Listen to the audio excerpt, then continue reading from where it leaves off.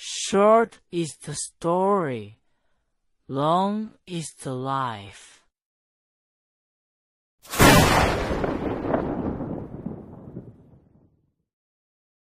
Wukong's archive presents China Urban Legends, Shijiazhuang, the Anatomy Building of Hebei Medical University.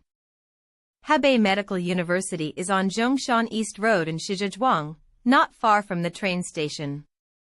The school's main gate faces a wide avenue, with a simple white signboard bearing black characters. Ordinary. But if you walk deep into the campus, all the way to the back, there's a gray-white four-story building. That's the Anatomy Building. 4 stories, but to be precise, it was 4.5. The half-story was the basement, with ventilation windows rising about 1.20 meters above ground, sealed with iron grills, perpetually hung with dusty green curtains blocking the view from outside. A row of pagoda trees grew outside those windows, blocking the light completely. No matter what time of day you went, it was always dim down there. Gao said the first time he walked into the campus as a freshman, he noticed that building. Not because it stood out, but because it was deliberately inconspicuous. It hid in the depths of the school, shielded by trees, like a building that didn't want to be seen. On registration day, he stood on the sports field, glanced at that building from a distance, and felt an inexplicable unease. He couldn't articulate why, just a primal aversion, as if his body was telling him, "Don't go there." As it turned out, his body's instinct was right. Gao entered the university in 1999. That year, Hebei Medical University hadn't yet been merged into a larger institution. On his first day, senior students laid down the rules. After 9 p.m., don't go near the anatomy building. Don't smoke near it. Don't talk loudly near it. Don't look through its windows from outside. Gao asked why. The senior student glanced at him and said, "No reason. Just do it." Ye was young then, and skeptical. He figured the seniors were just hazing the freshmen. Every medical school had its anatomy building horror stories. A nationwide tradition. But he soon discovered it wasn't that simple. In the 3rd week of classes, they started human anatomy. The first class was at 8 a.m., and the whole class of 30 gathered at the entrance of the anatomy building. Gao remembered that morning was sunny. A crisp autumn day in Shijiazhuang, the air dry and smelling of vegetation. But the moment they stepped through the door of the anatomy building, Gao said he felt like he'd entered a completely different world. The temperature was at least 5 degrees colder. The air was heavy, stale, carrying an indescribable smell. Not formaldehyde, they got used to that later, but something subtler, fainter. Like something inside the walls was slowly, continuously rotting, concealed by lime and paint, only leaking out in traces. Gao said he never smelled that odor anywhere else again. Not stink. Not sour. Not any chemical smell he knew. It was a smell that made you instinctively hold your breath. Before your brain could analyze it, your body was already telling you the smell is wrong. You shouldn't be breathing it. He later thought it was like the smell was seeping out from inside the walls. As if the building had absorbed too much, for too long, and the walls were saturated. Every day when the sun warmed them, the molecules in the cracks were heated, volatilized, released. Year after year. Never truly dissipating. Their instructor was surnamed Zhao, in his 40s, tall and thin, wearing square-framed glasses. Teacher Zhao had taught anatomy at Hebei Medical University for nearly 20 years. When he walked into the dissection room, his expression was calm, as natural as walking into his own kitchen.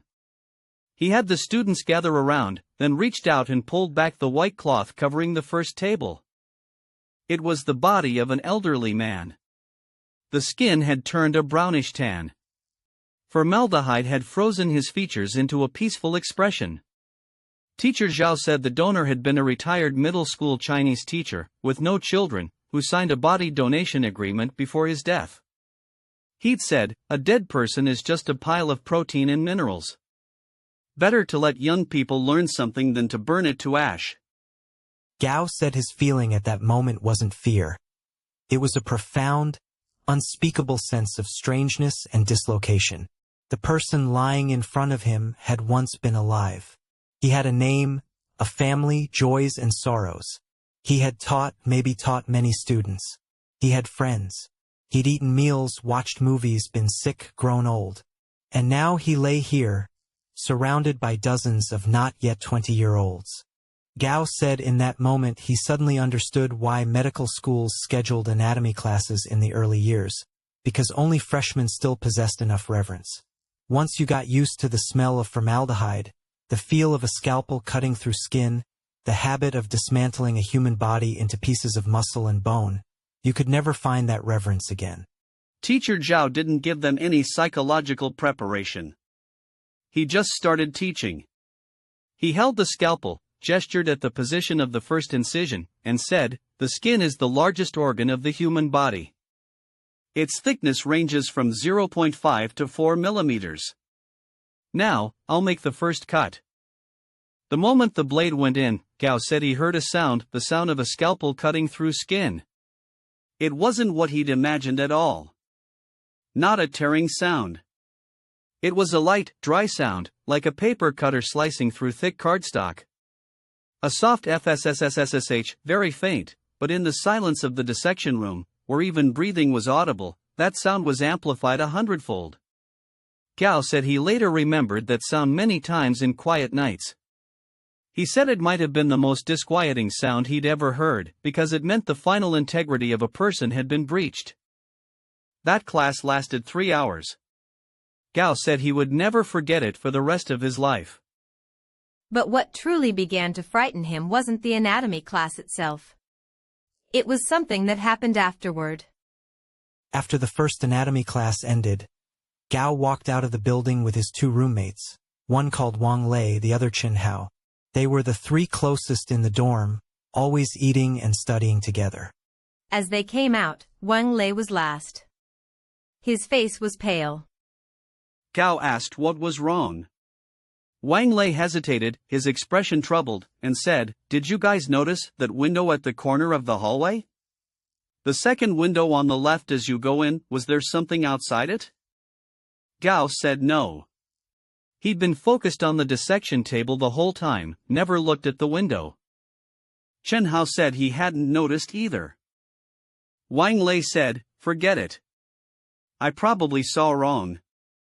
That night back in the dorm, after lights out, Wang Lei finally spoke. He said he'd been standing on the left side of the dissection table, facing sideways toward the hallway. The dissection room's door hadn't been fully closed, there was a gap about 2 centimeters. Through that gap, he could see the window at the corner of the hallway, the one facing the old sports ground on the north side of the campus. Wang Lei said that halfway through the class, he happened to glance through that crack and saw outside the window a figure. Not a standing figure. A floating one. He rubbed his eyes and looked again. The shadow was still there. Gray-white, semi-transparent, slowly swaying back and forth outside the window. Not like a curtain blowing in the wind, but with a rhythm, like someone gently rocking in the air. Wang Lei said he broke out in a cold sweat. But he didn't dare say anything. He was afraid of being laughed at. He thought it might be a reflection, or a tree's shadow, or a hallucination from stress. So he forced himself to focus back on the dissection table and stopped looking at the door crack. When class ended and he checked, the window was empty. Gao and Chen Hao were silent for a while. Chen Hao said, "You were probably just nervous on your first day. My hand was shaking when I made my first cut." Wang Lei didn't say anything more, but Gao could tell from his expression. Wang Lei was trying to convince himself it was a hallucination. And Gao himself, he didn't say it, but he had a nagging feeling that what Wang Lei saw wasn't a hallucination. Because Gao had seen some things too. Not in that class, but in the next 2. That night, Gao lay in bed for a long time unable to sleep. He kept thinking about what Wang Lei had said. Gray-white, semi-transparent, slowly swaying outside the window. He turned over, faced the wall, closed his eyes. But the moment he closed his eyes, the image appeared. The window at the end of the second-floor hallway, a hazy gray outside, a blurry figure gently swaying. He sat up in bed and looked out the window. Nothing outside the dormitory window, only the streetlight illuminating the concrete ground, a single dead leaf spinning in the wind. He knew that some things, once heard, can never be erased from your mind. The second anatomy class was on Thursday afternoon, 3 days later. Gao said this time he deliberately stood near the door so he could see the hallway window through the crack. Throughout the class, he devoted a third of his attention to watching that window. For the first hour and a half, nothing. Sunlight streamed in from outside, casting a patch of brightness on the hallway floor. The curtain occasionally stirred in the breeze. Everything was normal. In the second hour, around 3:30 p.m., Yao noticed the light at the window change. Not from the sun's movement, but as if something outside was blocking the light source, darkening the whole window for a second or two. Then it brightened. Then darkened again. Bright.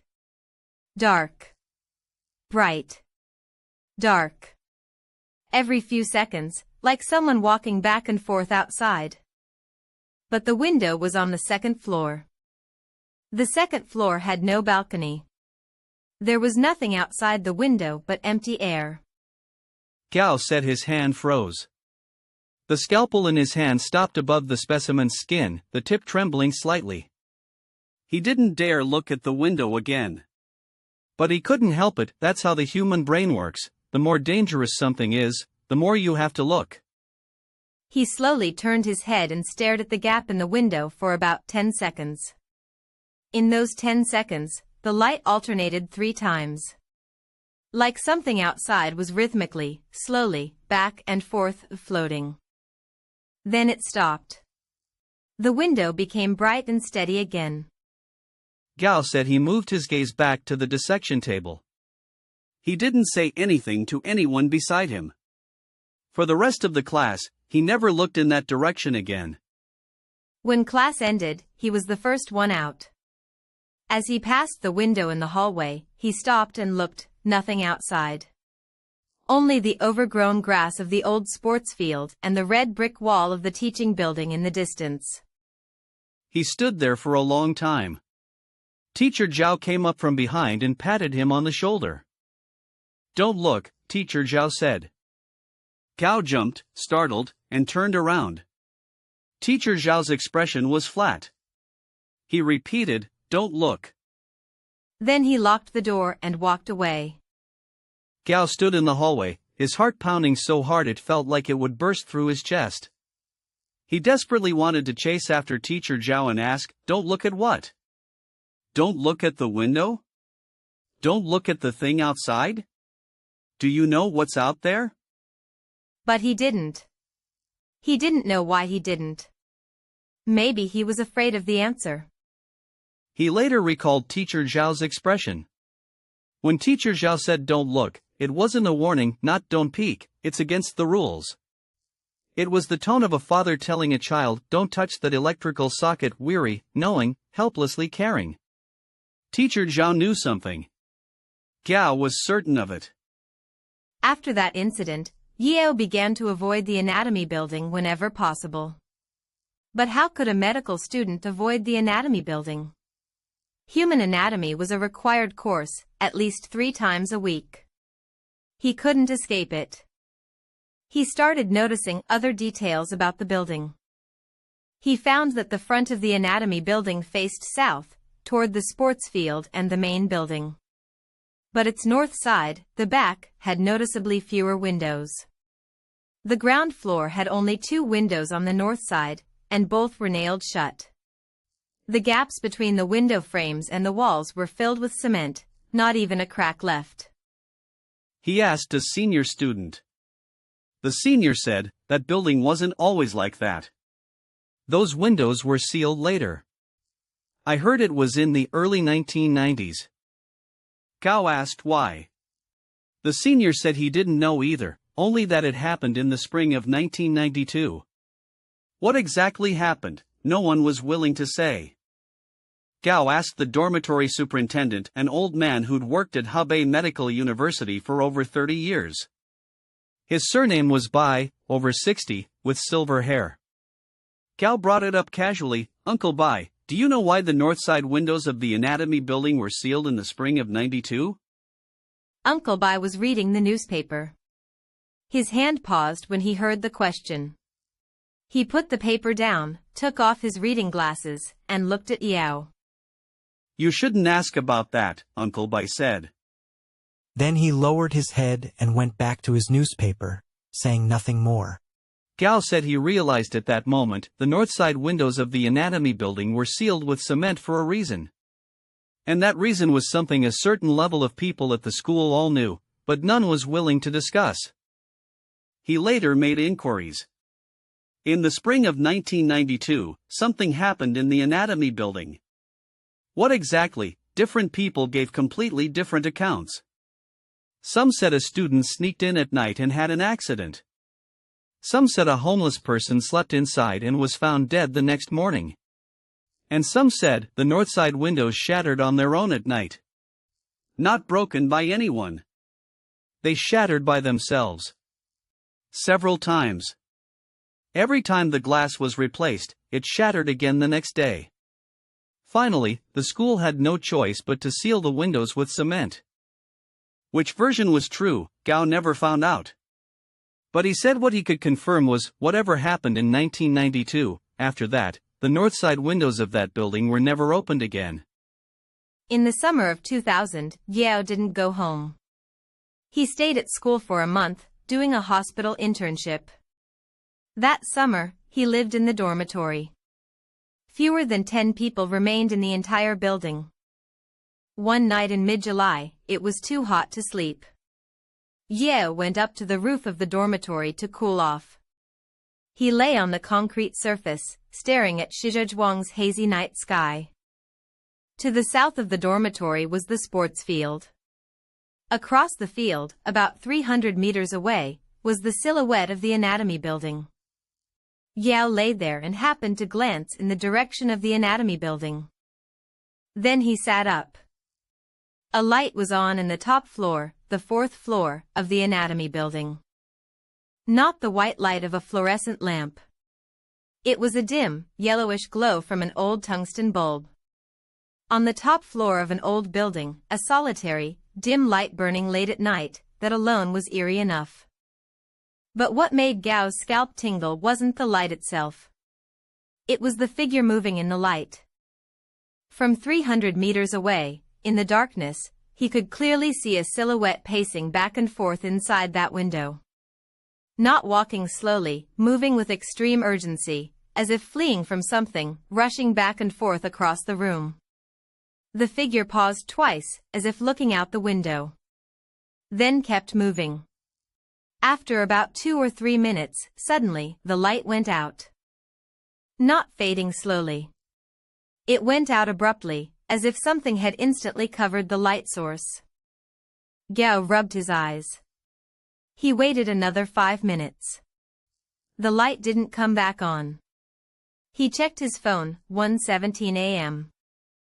During the entire summer break, all the teaching buildings were locked. The anatomy building was no exception. Who could be in a room on the 4th floor at 1 a.m. when the ground floor doors were locked? Gao said his first thought was someone locked in? Or a thief? He went downstairs and walked to the sports field to get a better look. But when he reached the middle of the field, he saw that the window was completely dark. No light.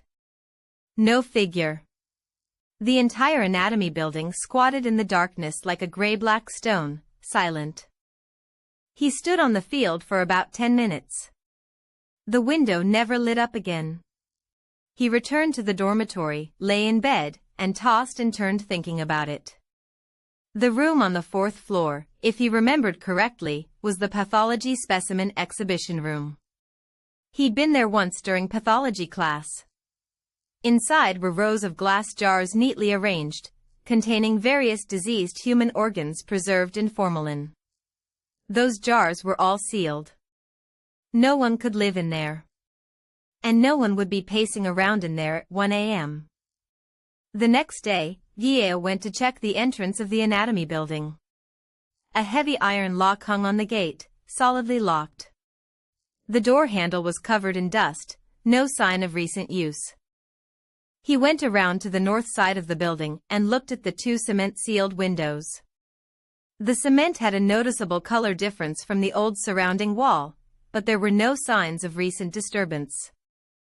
He went to the campus security office. They checked the records. No one had registered to enter the anatomy building during the summer break. No signs of the lock being tampered with. Jiao told himself he must have been mistaken. Maybe it was a reflection from a distant streetlight, or something on the sports field. He decided to stop thinking about it. But he couldn't. That night, he went to the roof again. Same time, same position, around 1 a.m. He saw it again. The window on the fourth floor lit up again. This time, he took out his phone in advance and started recording.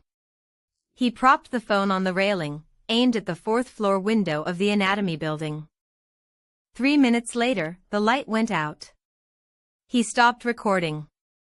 He played back the video, but the screen showed nothing. Pitch black. Only distant streetlights and blurry building outlines. That window, in his phone's recording, was dark the entire time. It had never lit up. Gao said he watched the recording 3 times. No light. But he had seen it with his own eyes. Clearly and unmistakably. He said that night was the first time he felt a bone-deep fear. Not fear of ghosts or monsters, but fear that his own senses were unreliable. Fear that what he saw in the real world were different. Fear that he was slowly losing the ability to distinguish truth from falsehood. For a medical student, for anyone who believes in science, there is nothing more terrifying than that. He went back for 3 consecutive nights. Every night around 1 a.m., the window on the 4th floor lit up. Always the same room. Each time, a figure moved inside. Each time he took out his phone, nothing showed up on the recording. On the 4th night, he decided not to wait anymore. He went downstairs, walked to the entrance of the anatomy building, stood outside the iron gate, and looked up at that window. The light was on. He stood about 2 meters from the iron gate, looking up. The figure was still moving. Closer now, he could see more clearly. It was the outline of a person. From the silhouette, it looked like a woman, thin and tall, with long hair. She paced rapidly back and forth in the room, as if searching for something. Suddenly, she stopped. She turned toward the window. Gao said that in that moment, he felt the figure was looking at him. Not a guess. Not imagination. It was a certainty. The woman knew he was standing down there. She was looking at him through the window. Gao said he ran. A medical student, sprinting across the empty sports field at 1 a.m. He ran back to the dormitory, locked the door, and sat on his bed gasping for half an hour before his heartbeat slowly returned to normal. He never went to the roof on summer nights again. But he said the outline of that woman, long hair, tall, thin, standing motionless at the window, stayed in his memory for 20 years. He still hasn't forgotten. In early September 2000, the new semester began. Yao moved up to his sophomore year. In the second week of the semester, while researching in the library, he happened to find a history of Hebei Medical University, an internally published booklet, no ISBN, rough printing, as if printed by the school itself. He opened it. On page 19, he found a brief passage. In October 1937, Japanese forces occupied Shermen, the former name of Shijiazhuang. Hebei Medical College was forced to relocate south. The campus was requisitioned by the Logistics Department of the Japanese North China Area Army. In 1941, the Japanese established the North China Epidemic Prevention and Water Supply Department Shijiazhuang branch on the campus, publicly known as an army hospital, but actually engaged in biological weapons research and human experimentation. Before Japan's surrender in 1945, the facility destroyed a large number of experimental records. Some experimental facilities were buried or sealed beneath the campus. Gao said when he read that passage, his fingers went cold. The North China Epidemic Prevention and Water Supply Department. He'd heard that name before. In Chinese historical records, it was commonly referred to as a branch of the Japanese biological warfare units, directly under the jurisdiction of Unit 731 of the Guangdong Army. Beijing, Nanjing, Jinan, Shijiazhuang, the Japanese had set up similar facilities in every occupied city. The one in Shijiazhuang was on the original site of Hebei Medical College. In other words, the place where Gao attended class every day, 60 years earlier, had been a Japanese biological experiment base. Did those sealed north side windows, those late-night lights and figures, have anything to do with this history? Jiao began researching obsessively. He dug through every document related to the school's history in the library. He went to the Shijiazhuang city archives to look up Republican-era maps of Sherman. He even wrote letters to the Chinese Academy of Military Medical Sciences in Beijing. The information he found was sparse. Most of the records had been destroyed before the Japanese surrender. But from scattered fragments, he pieced together a vague picture. The Japanese biological warfare unit stationed in Shijiazhuang was codenamed Unit 1802, one of the North China Area Army's direct biological warfare units. Its main research focus was plague and cholera. They captured Chinese civilians from surrounding villages like Zhangding, Huolu, and Gaocheng, and brought them to the laboratory for live infection experiments. According to a post-war investigation report by the International Military Tribunal for the Far East, at least 300 to 400 people were used in live experiments at this facility. But the actual number was likely much higher, because the Japanese destroyed vast amounts of records and bodies before surrendering. After being infected, experimental subjects were locked in a quarantine cell in the basement, where the entire course of the disease was observed. From infection to death, it usually took 3 to 7 days. According to the testimony of the very few survivors, during the illness, the subjects developed high fever, swollen lymph nodes, blackened skin, and bleeding from every orifice. After death, the bodies were dissected and the pathological changes in organs were recorded. Then the bodies were sent to the incinerator. But the incinerator had limited capacity. Bodies that couldn't be burned in time were buried directly under the campus. Exactly where, some said directly beneath the anatomy building, some said in the vacant lot to the north, no one knew the precise location anymore. In the days before Japan's surrender in 1945, the Japanese frantically destroyed all experimental records, blew up the incinerator and some experimental facilities, in just 3 days. Most of the Chinese laborers who participated in the burial and disposal were reportedly later killed by the Japanese to silence them. Only 2 or 3 managed to escape in the chaos. Gao found a record in the Shijiazhuang local chronicles, the oral account of one surviving laborer. His surname was Feng. He had already passed away in 2005. In his testimony, he said, "We buried many people, for many days. Those that weren't fully burned were all buried under the building." The Japanese said that once they left, no one would ever know about these things. Gao said that after reading these materials, walking into the anatomy building felt completely different. He said before, he only found it gloomy and unsettling. But knowing that history, the unease turned into something more concrete. Images his mind conjured, less than 3 meters beneath the ceramic tiles he walked on lay the Japanese-era ground level. A meter or 2 below that, perhaps, were buried those nameless people. They had never been properly interred, never had rites performed for them, had no tombstones. No one knew who they were. They simply lay underground, directly beneath the classrooms where Gao attended class every day. Gao later found a book published in 2001 by the Hebei Provincial Committee of Cultural and Historical Data, a record of the atrocities committed by the Japanese invaders in Hebei. In it, he read excerpts from the post-war memoirs of a former Japanese soldier named Matsumoto, who had served in Unit 1802 as an orderly, mainly responsible for managing the experimental subjects' food and waste. In his memoirs, Matsumoto wrote, "The people who were brought in were mostly male peasants aged 30 to 50. They didn't know what they were about to face. Some would start showing symptoms within 2 or 3 days of being locked up. They would knock on the doors, pound on the doors, scream. We could do nothing. We could only wait for them to die. One died, dragged one away. Sometimes several died in a single day, and the basement door opened and closed constantly. That sound, the sound of the iron door opening and closing, I still remember it. 60 years later, I still dream about that sound." When Gao read this passage, he remembered the sound he'd heard that night in the storage room. The scraping of fingernails on the iron door. 1 scrape, 2, 3. He suddenly understood that sound wasn't a ghost knocking. It was that basement door. 60 years ago, that door was opened and closed every day over and over. Each time it opened, a body was dragged out.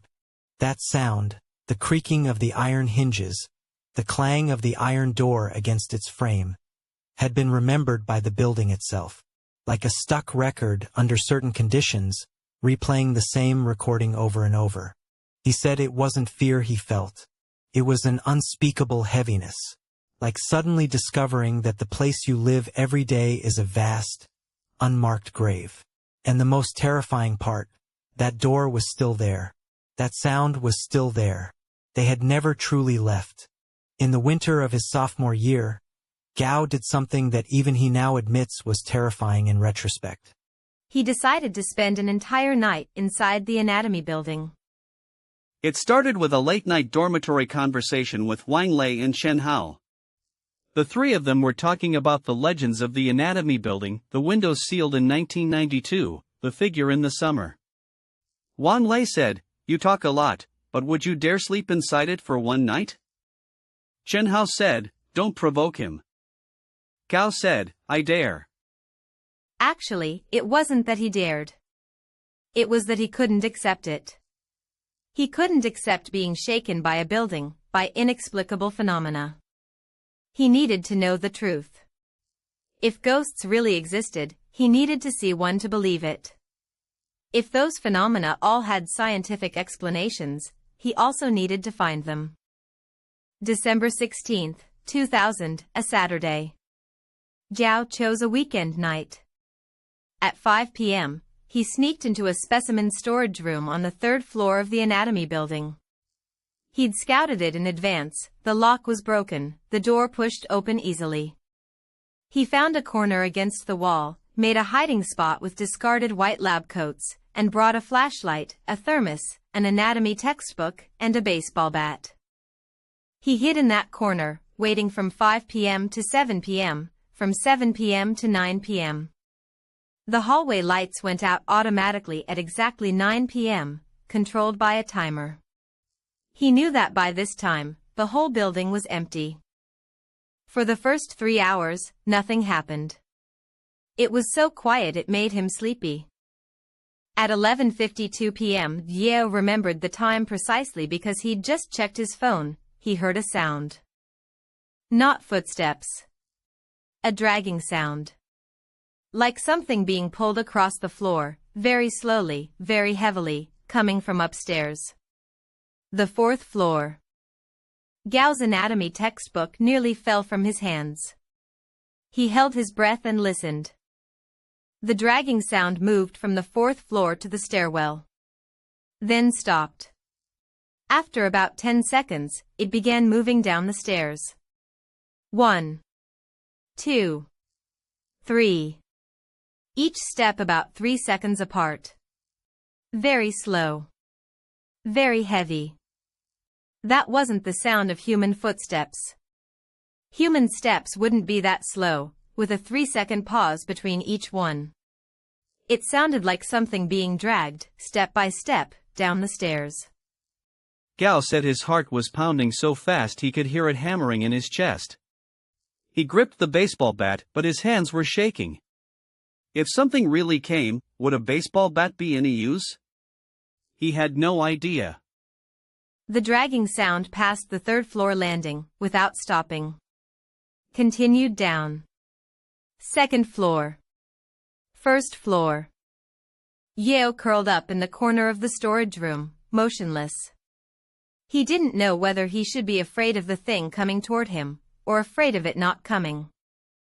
Then he heard a sound from the direction of the main entrance, not the sound of a lock opening, but the sound of metal scraping, like someone scratching an iron door with their fingernails. It stopped. Then everything fell silent.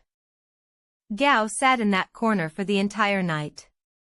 For the remaining hours, he never closed his eyes. He kept listening, for sounds in the hallway, for breathing outside the storage room door, for footsteps on the ceiling above. But there was nothing. The whole building was as silent as a tomb. When the sky began to lighten, he walked out of the storage room, went downstairs, and pushed open the door of the anatomy building. The lock was intact. It opened from the inside.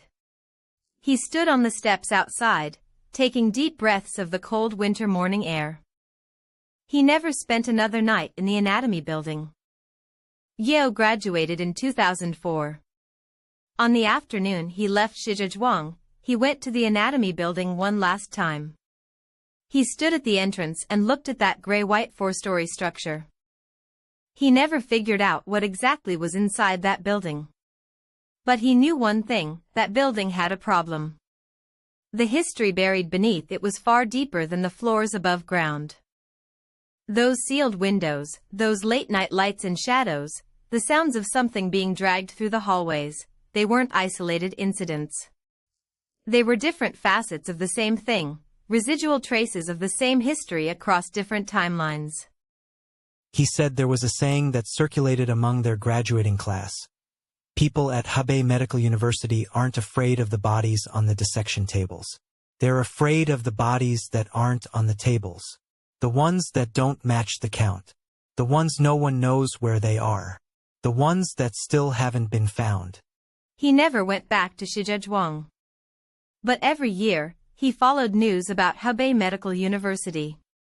In 2007, the school built a new anatomy building on the east side of the main campus.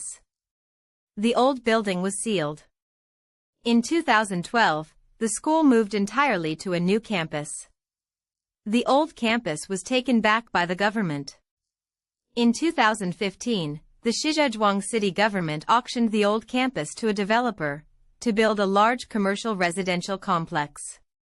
When construction began, the workers dug up a large number of human bones underground.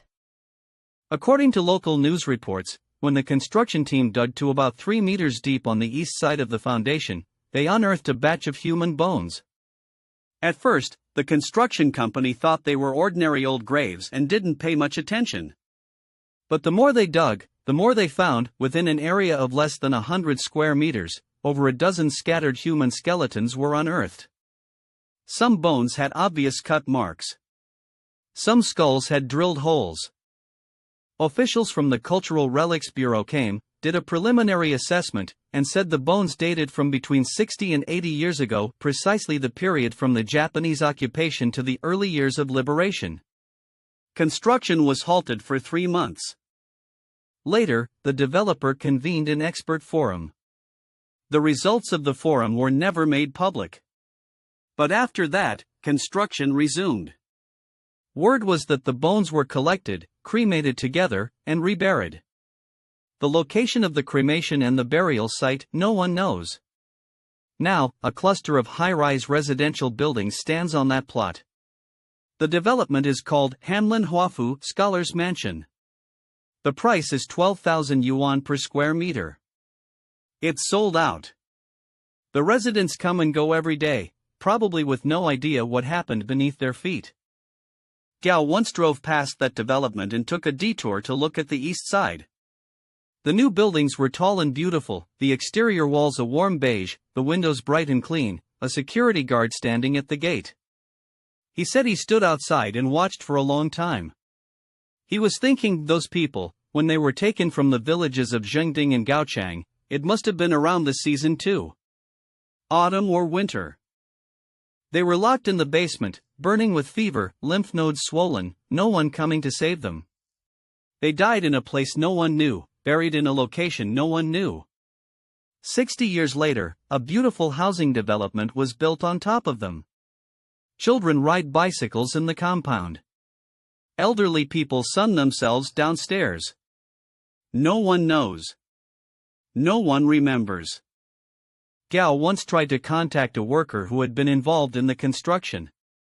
His surname was Ma, a local from Shijiazhuang, the excavator operator on the site. Ma told him the day they unearthed the bones was late November 2015. The weather was already cold.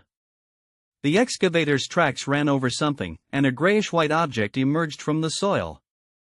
Ma thought it was a stone. He jumped down to pick it up and throw it away, but when he held it in his hand, he realized it was a human shin bone. He said his hand went numb, as if he'd been electrocuted.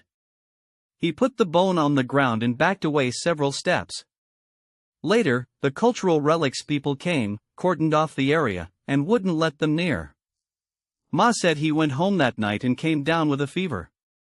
Not from fear or real fever, up to 39 degrees Celsius.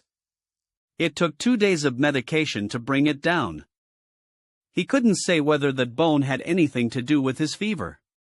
But in all his years as an excavator operator, digging through countless construction sites in Shijiazhuang, old graves, coffins, clay pots, nothing like this had ever happened. Gao said he talked to Wang Lei once more. After graduation, Wang Lei had returned to his hometown of Tangshan, working as a surgeon in a county hospital. Gao asked him, "Do you still remember the anatomy building?" There was a long silence on the phone. Wang Lei said, "Remember. How could I not remember? I've been a surgeon for all these years. I cut things open every day in the operating room. I've seen everything. But that building, I still can't bear to think about it. Every minute I spent in that building made me uncomfortable. That discomfort had nothing to do with the bodies on the dissection tables. It was about the building itself. That building, it's wrong." Wang Lei said that in his years at the medical university, when he was in class in the anatomy building, he often felt someone watching him from behind. Not the gaze of a classmate. Another kind of gaze. Coming from some corner behind him. A gaze he couldn't explain. He said he'd never told anyone about it. Not even Gao, because saying it out loud was too absurd. A medical student handling dead bodies every day, afraid of being watched. Gao mentioned that Wang Lei had a minor car accident in 2012, hitting his head. During a CT scan at the hospital, they found a shadow in his right temporal lobe, about the size of a peanut. Further examination revealed it was a benign tumor. It was surgically removed, no lasting damage. But Zhao noted an interesting coincidence. The date of Wang Lei's surgery was September 2012. That same year, Hebei Medical University relocated entirely to its new campus. That anatomy building was completely abandoned that year. Zhao didn't say there was a connection between these two events. He just placed them side by side. He said the sound of the iron door being scraped, he's had nightmares about it for years. Always the same fingernails scraping iron, once. Twice. 3 times. Very slow. Very patient. As if it had been waiting outside that door for a long time, and had finally waited for him to come. And those who still haven't been found, are they waiting too?